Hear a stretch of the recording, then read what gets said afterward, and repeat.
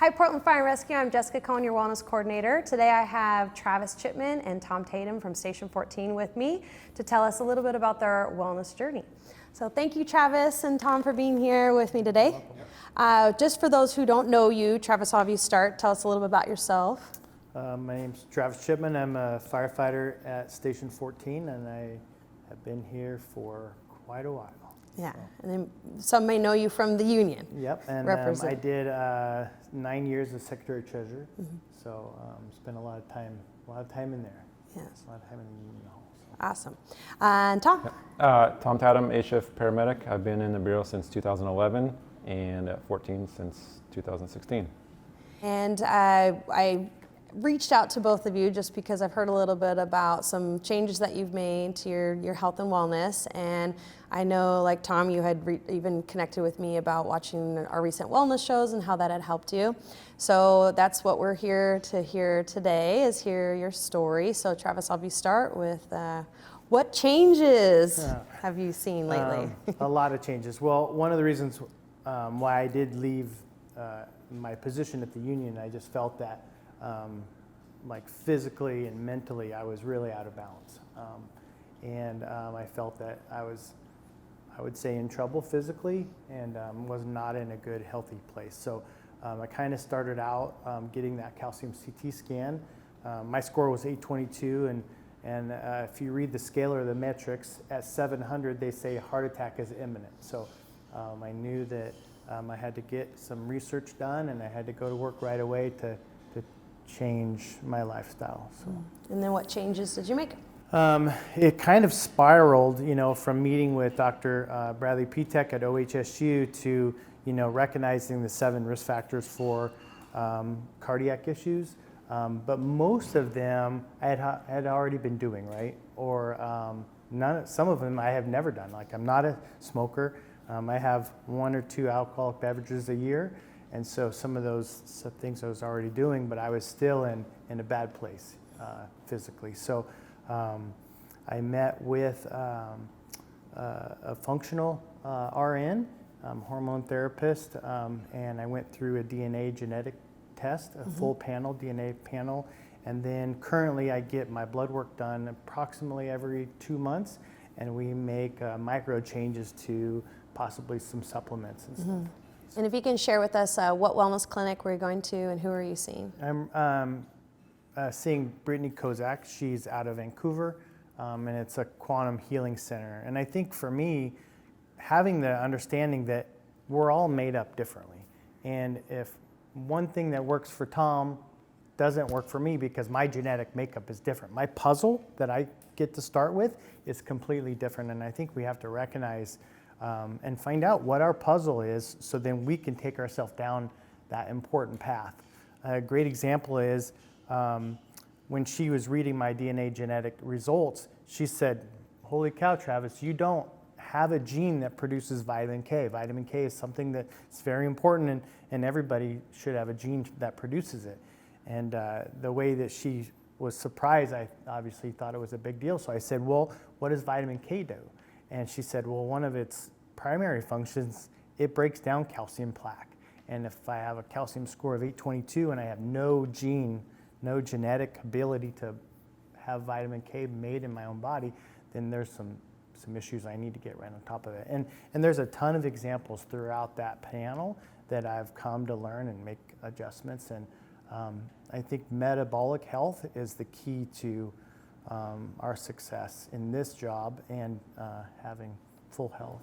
And something we talked about is NFPA is great, and it's your first step to this journey. And if you find significant things that indicate you need to make changes, we talked about how, and I recommend this too, we got to dive deeper. Either going through primary care or going through, like a naturopath and getting your blood work and looking at vitamin deficiencies and the food sensitivities and the hormones and everything. You also talked about how she said how you could eat as much avocados and good fats, but there was an issue with how your body was absorbing fat. So that's a great question. And so to answer your question, there's a gene that most of us have, and it's called the MTHFR gene, and that is a gene that processes, or it's a folate gene that allows you to process certain stuff or not process certain stuff. So like omega-3s and fatty oils, the stuff that I need for success, right? I just pass those right through my body. So now I take a folate lozenge that does a great job holding the good stuff in for longer. And there was also like supplementation of vitamin C you had mentioned, increasing that. Yeah. So, and you showed me like the paperwork and that you got and all the feedback, which was really great too, to give you a good like step forward on where to go from there. So based off your results, what are some other like dietary changes that you made? Well, I think also one more thing about my results is what we don't understand is if you have aches and pains, we attribute that to maybe the job but what we really need to do is dive deeper into our own personal issues, right? Vitamin D, a side effect of low vitamin D is aches and cramps and muscle ache and joint pain. A side effect of low vitamin D is high blood pressure. So then you have low vitamin D and now you're achy, hurting all the time, and then you have high blood pressure, so you get on that medication. And if you would have just attacked the initial problem, then that's where I think total metabolic health comes in. On the food side, me personally, I do very well with animal-based proteins. I'm not full carnivore. I mean, I definitely wouldn't say that, but I try to live in that 75% carnivore range. But I have cheat days and I enjoy food, and nothing too drastic or dramatic. And what results have you seen? Since the majority of the testing and the DNA stuff and the supplements and making some changes, I'm down just right around north of 45 pounds. And not just like shed the weight, but I'm not shedding lean muscle mass to lose weight. I'm not, cutting calories. I'm not doing anything that I think is harmful in the weight loss categories, which to me is super important. What other results have you had with like energy increase, sleep, pain, things like that? It's dramatic. I mean, I used to be a lot more sluggish. I had swelling all the way through my legs. The pitting edema was pretty significant. Super tired, especially in the afternoons. And now my energy's up. I'm doing tons of jiu-jitsu, lots of projects in and out of the station, and I just feel like I'm generally more awake, more engaging to those around me, which is super important to me. Anything else you'd like to add? No, I think with the help of the Bureau, it'd be my goal to have everybody in this membership have a DNA genetic panel, and hopefully, with the Health and Wellness Fund Committee, that's something that I would like to see us work on. I don't believe that we do a good job at the kitchen table saying, hey, what works for you? Oh, that worked for you? Okay, I'm gonna do that. And then we just run with that, right? We need to understand our own starting place. So hopefully you and I will be doing some more work to get that metabolic health spread out throughout the Bureau. And that's a big one that I talk to our members about when they say, should I do this diet or should I do that? I'm like, I don't know. You got to dive deeper to figure out what's going to work for you. And my scope only goes so far. Like I can help with the macros and percentages and like how it relates to fitness and muscle maintenance. But when it comes to diving deeper with cholesterol and like more serious issues, we gotta know what triggers we have within our bodies, basically.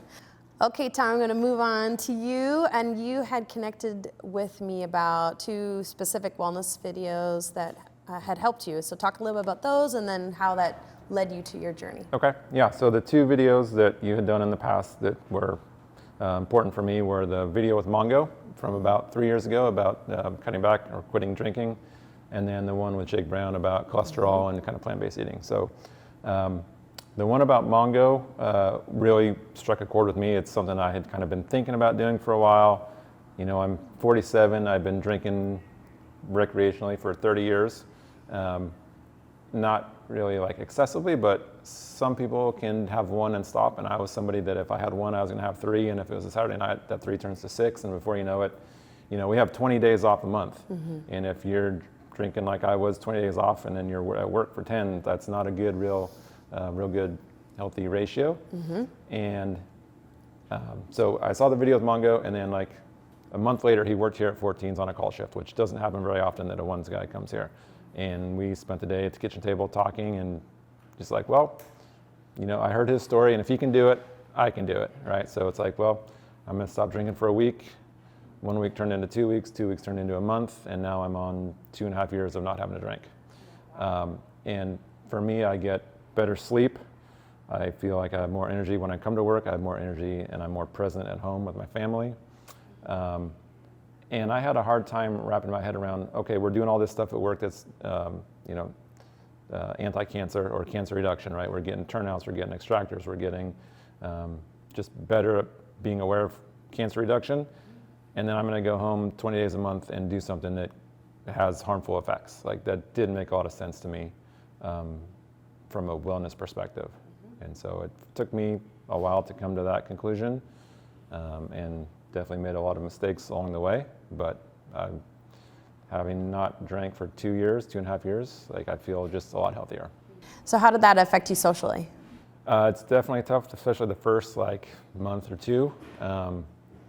But you know, if you'd asked me 3 years ago, oh, what do you think about fake beer? I'd be like, why would I drink like fake beer, right? But like, there's tons of fake beers out there now that you can drink, and you feel like you're still part of the thing, but you're not doing the thing. And then, you know, we were just talking about this in the rig today, like the fake or the non-alcoholic cocktails and the non-alcoholic things that you can do where you're out and it's like, you still feel like you're part of the thing. But, and like I said, a lot of people can go have one, and like if I was out, I had one and it turned into 3 and 3 turned into 6, and like that's just not a good place for me to be. Yeah. Right. Yeah. So. And I can relate to, even because I mean, obviously in my 20s, you know, I drink more than I do now, but I don't like how it makes me feel that day, the next day, bad headaches and just feel crappy. But it's like, sometimes if you're not drinking more or you're not drinking, it's like, what's wrong with you? And, you know. Well, I think with our generation of younger people coming in, it's more like accepted now, like, oh, yeah. Whereas, I mean, for my age group, it was kind of the thing that you did in high school and college and all the way through. And it just, when you're young, you can handle doing it as hard as we did. And now it's like, I felt crappy when I would wake up in the morning after doing that. Yeah. And it doesn't help me see good results, especially when if you are working out and trying to eat well, you're destroying it with the heavy drinking. Yeah. So then what was next for you beyond that? As far as health and wellness? After, I know that you've gotten like your blood work, and like what sparked that journey? Yeah, so then the video that you did with Jake Brown 3 years ago, I watched it and I was like, oh, that's, you know, cool cholesterol adjustment and plant-based, but that's not me. And then you fast forward 1.5 years, and with Aaron Gagnon's issue and Travis's work on getting the calcium test, I had always kind of had borderline high cholesterol, like 200 to 220, depending on the test. And then went in and got my calcium score, assumed that because I'm pretty healthy in general, it was gonna be 0, and came back at 49, which is not, it's kind of in the mild range, not something to be super concerned about, but at my age, having a calcium score of 49, I still have, you know, 40 more years of life, hopefully. It's like I wanted to do something that would keep it at that level. And so I went and talked to my Kaiser doctor, and he's like, oh, well, you're 47 and your calcium score is 49 and your cholesterol is 210. I'm gonna put you on statins. And that's all we can do.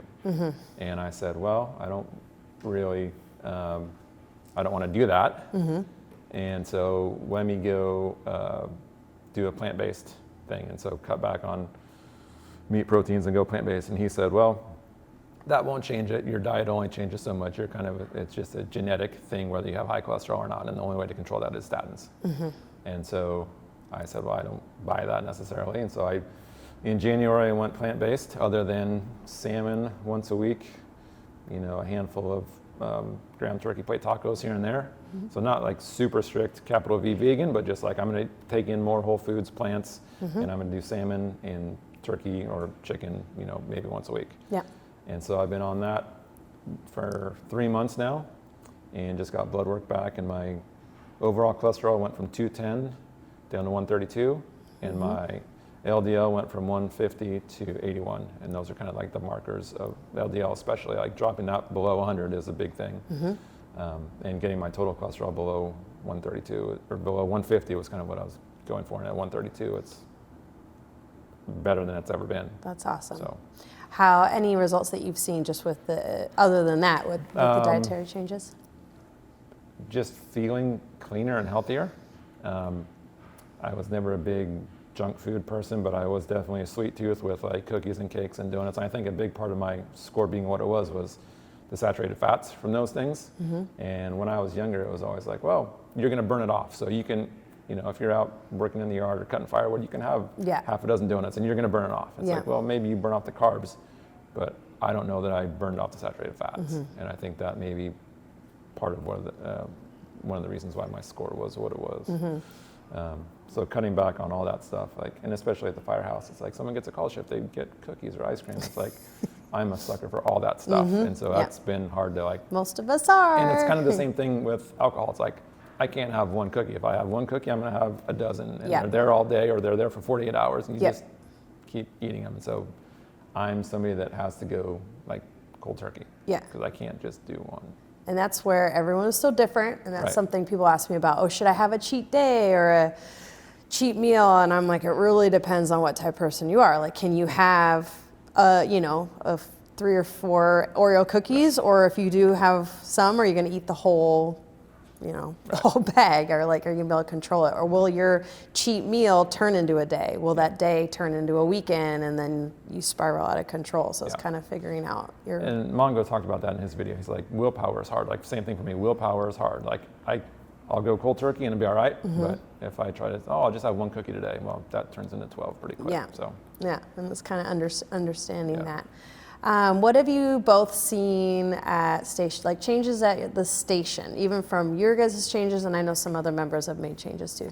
Tom first. I think just generally eating healthier. On our shift, we're trying to do plant-based as much as we can, but then it's like, if you have a day where you're having plate tacos and you have turkey, it's not a big deal. For me, it's like if I can control 90% of my meals as much plant-based as I can, so if you have 90 meals a month and 10 of those are meat-based, whatever, I'm still getting plant-based the other 80 meals. Majority of the time. So I'm not super strict where it's like, I can't go out and have this. It's like, as long as I'm controlling most of my foods that way. And then the other thing that's been super helpful for me was the Lose It app. So tracking the macros and then tracking cholesterol intake, fiber, saturated fat. If you would ask me 6 months ago, how many grams of protein are you taking in? How many grams of saturated fat should you be eating? How much fiber are you getting? I would have no idea. So now I'm able to see what I'm doing, keep my saturated fats below a certain amount, try not to take in any cholesterol, but if I do, I can keep it below 200 milligrams a day, and that's kind of a max for me. And I'll recommend that app to anyone, even if they're like, oh, I'm not good at tracking. I'm do it for 1 week, maybe 2. It's super easy. You can scan anything. You can just put it in, any commercial food, you can scan the barcode and it'll tell you what the serving is. You just put in your quantity and it's super easy to do. And then over time, we generally eat similar anyways, so it's stuff repeats. It'll show you all the stuff you've eaten, and you can just read, I eat the same thing now for breakfast every day. It's just oatmeal, berries, walnuts, flax seeds. It's same thing. That's great. What changes have you seen, Travis? I think, our crews are probably getting a little fatigued with what information we share with them on a daily, right? I think I'm reading some chapters or some paragraphs out of different books, and I know Tom is having the same Health and Wellness Mondays where he shares stuff, and you do it at roll call, and they're a captured audience. They're not going anywhere, and so obviously we're cutting out all the sweets around the firehouse, which is pretty important. So they're learning and growing as we're learning and growing. But I think what's cool about this situation here is Tom and I are on the exact same journey, right? Calcium CT score wasn't what it needed to be, right? And now we're both getting healthier. We're both having these massive results, but we're both taking a plant-based protein path and an animal-based protein path. And I think that again lends to our body makeups are totally different. Our genetic panels are totally different. And so, and the conversation we have a lot now is, what level of cholesterol is good or bad. You can have what we deem as a perfect level of cholesterol and be, 11% body fat and fall over in a heart attack tomorrow, right? If your lipoproteins and your small particles and large particles are out of whack, it doesn't matter. So that's why you really have to peel back the layers and get deeper into what's going on, because I think the number I heard the other day is 60% of all fatal or major heart attacks come from people that look relatively healthy in a mirror or on a scale, right? Yep. That's what's going on the inside. That's right. That's what we're both attacking, the same issue with just different paths, which is pretty exciting, because then we share stuff back and forth. And, Yeah, well, it's great. Thank you both for meeting with me today. Is there anything like you could recommend for somebody if they're feeling lost, like where to go first? I think the biggest thing is just being open to trying new things, getting your blood work done. Just a shout out to Joseph in his Senior Firefighter podcast. He talks a lot about growth mindset, and it's like that's great for the fire ground and operational stuff and training, but it also extends to like making sure that we can be healthy enough to go do the work, right? So having a growth mindset around, I want to change things up, or there's plenty of resources through you and other people and books and websites, but just being flexible, like, the thing that I've been doing that I thought was right for the last 30 years or 25 years, maybe I should look at making improvements. Like, we all have room to improve. Right? How about you, Travis? So Kevin Pratt started a Bureau book club, and so he sent a book to me, and I just finished it, and it's a really enlightening book. It's really changed a lot of the way that I manage my food intake and what I'm looking at and what I'm not eating.